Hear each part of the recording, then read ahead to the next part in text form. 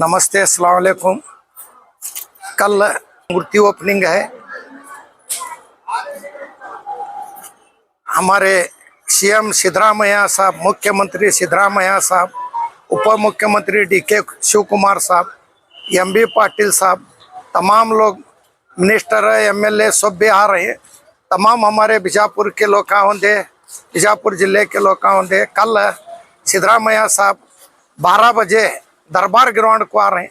सबको कळकळी विनंती करतो, सब भी आओ कर को मनवी करतो। ಎಲ್ಲರಿಗೆ ನಮಸ್ಕಾರ. ನಾನು ಅಬ್ದುಲ್ ರಜಾಕ್ ಹೊರ್ತಿ, ಮಾಜಿ ಮಹಾನಗರ ಪಾಲಿಕೆ ಸದಸ್ಯರು, ವಿಜಯಪುರ.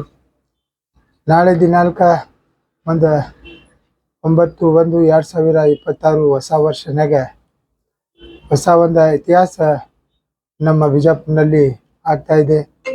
ಅದರ ಪ್ರಯುಕ್ತ ನಮ್ಮ ಉಸ್ತುವಾರಿ ಸಚಿವರು ಸನ್ಮಾನ್ಯ ಶ್ರೀ ಎಂ ಬಿ ಪಾಟೀಲ್ ಸಾಹೇಬ್ರ ಪ್ರಯತ್ನದಿಂದ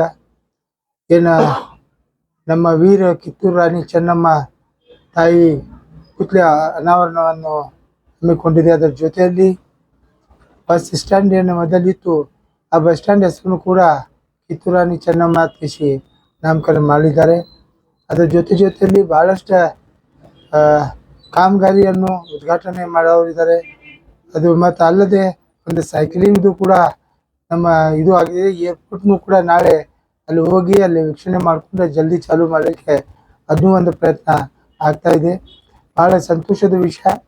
ನಾವು ಕರ್ನಾಟಕ ಸರ್ಕಾರದಿಂದ ಎಷ್ಟು ಅಭಿವೃದ್ಧಿ ಆಗಿವೆ ಅನ್ನೋದು ಅದು ನಾಳೆ ಮುಖ್ಯಮಂತ್ರಿಗಳು ಘೋಷಣೆ ಮಾಡ್ತಾರೆ.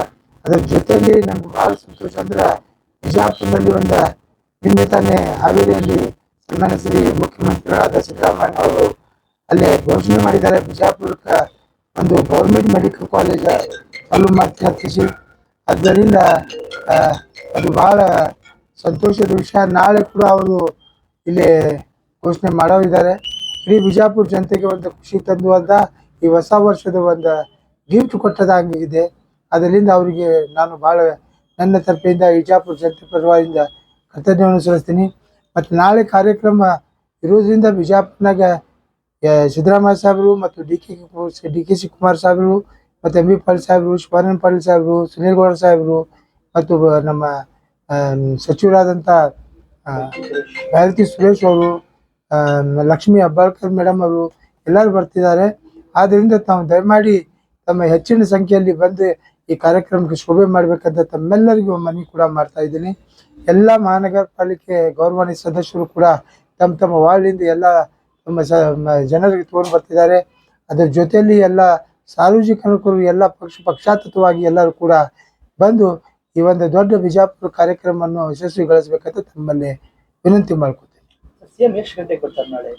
ನಾಳೆ 11:30 ಗಂಟೆಗೆ ಸಿಎಂ ಅವರು ಬಿಜಾಪುರಕ್ಕೆ ಬರ್ತಾರೆ. ಬಂದು ಮೊದಲ ಇಲ್ಲಿ ರಾಣಿ ಚೆನ್ನಮ್ಮ ಅವರು ಉದ್ಘಾಟನೆ ಇದು ಬಸ್ ಸ್ಟ್ಯಾಂಡ್ ಉದ್ಘಾಟನೆ ಮಾಡ್ತಾರೆ. ಸರ್ಕಲಲ್ಲಿ ಏನು ಪುತ್ಲಿ ಇದೆ ಅದನ್ನು ಅನಾವರಣ ಮಾಡ್ತಾರೆ. ಅದು ಆದಮೇಲೆ ಏರ್ಪೋರ್ಟ್ಗೆ ಹೋಗ್ತಾರೆ. ಅಲ್ಲಿ ಸೈಕ್ಲಿಂಗ್ದು ಕೂಡ ಅಲ್ಲಿ ಇದು ಅದ. ಅಲ್ಲಿ ಬಂದ ಸಾರ್ವಜನಿಕ ಸಭೆಯನ್ನು ನಮ್ಮ ದರ್ಬಾರ್ ಹೈಸ್ಕೂಲ್ ಗ್ರೌಂಡ್ನಲ್ಲಿ ಇದೆ. ಅದೆಲ್ಲ ಸಾರ್ವಜನಿಕರಿಗಾಗಿ ಉದ್ದೇಶಿಸಿ ಮಾತನಾಡೋದು.